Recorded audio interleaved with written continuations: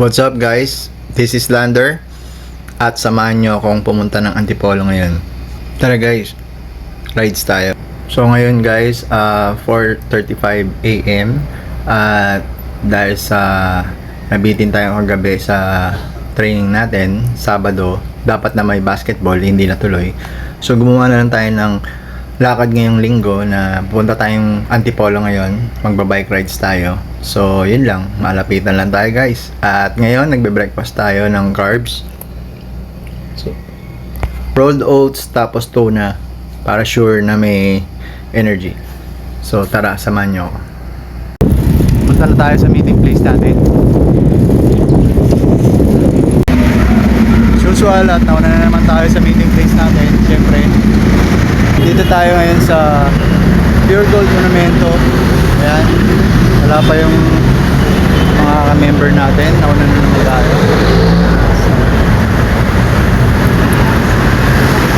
Saka pag rides, mga kasobra. So ayun guys,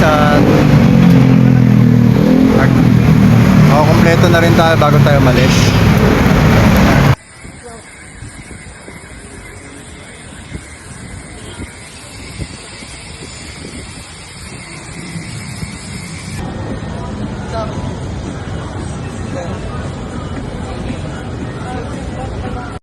At andito na nga kami sa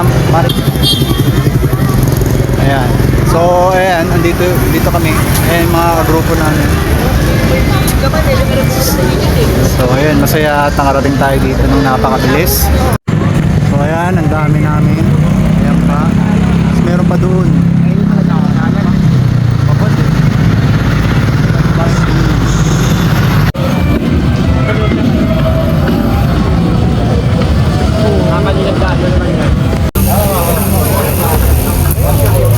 Yan, nandito na tayo sa Ambay saglit.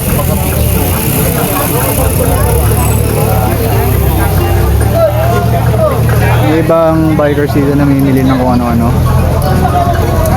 So ayun guys, at andito na tayo sa bahay. So yung kanina kasi talaga ang plano is papuntang Antipolo.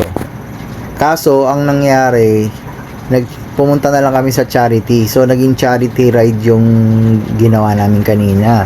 So pumunta kami sa Bayampunan at nakakatuwa lang na nagagawa mo yung hilig mo na sports at the same time nakakatulong ka sa kapwa mo.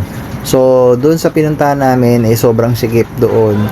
Pero doon kami nagkita, almost 300 plus kaming bikers na pumunta doon para lang mag-donate ng simple lang, mga 50 pesos o kaya biskwit o kaya ano. Tapos doon naman nire-repack nila doon para lang magkaroon ng isang pack siya, tapos binibigay sa mga batang orphan. So masaya lang sa pakiramdam na nakakapag bike ka at the same time nakakatulong ka. So ganun na, so mas imbis na nagpunta ako sa Antipolo kanina, ganun na lang ang ginawa ko. So pumunta na lang kami sa charity para mas masaya. Tapos ayun, okay naman yung namin, yung rides namin. Kaso medyo mainit at sa totoo lang yung rides namin kanina kasi yung mga kasama ko kasi maraming matanda. So nakakatuwa lang tingnan na ang tanda na talaga sobra ng ibang kasama namin. Pero nakakapag-bike pa rin sila. So sana yung mga tao na makita mo pa rin silang malakas kahit na matanda na sila. So yung rides namin kanina medyo bitin kasi sa totoo lang after namin doon sa charity sa Marikina, gusto ko sana pumunta pa ng Antipolo kaso mainit na nga and syempre matatanda yung kasama ko. So hindi na natuloy, umuwi na lang kami kaagad kaya medyo bitin. Pero okay lang, at least nakapag-rides ako ng kasama ko yung mga tati kong team. Kaya yun lang yung vlog ko ngayon guys, at sana nag-enjoy kayo sa simpleng vlog ko at sana sa uulitin makakasama ko na naman kayo sa panibagong vlog ko. Ayun. So etong next week sobrang busy ang schedule natin kasi Monday is push day, Tuesday is pupunta tayo sa oval. So magduduat loan tayo, tapos training interval, tas duathlon. Medyo nakakapagod yun talaga sa Tuesday. Wednesday naman Vertis, duathlon ulit. Tapos Thursday rest. Tapos Friday sokal, at the same time leg day.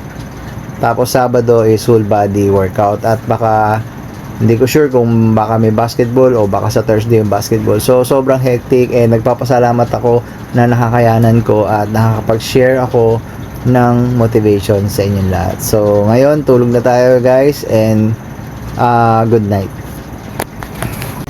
And shoutout pala kay President Kevin.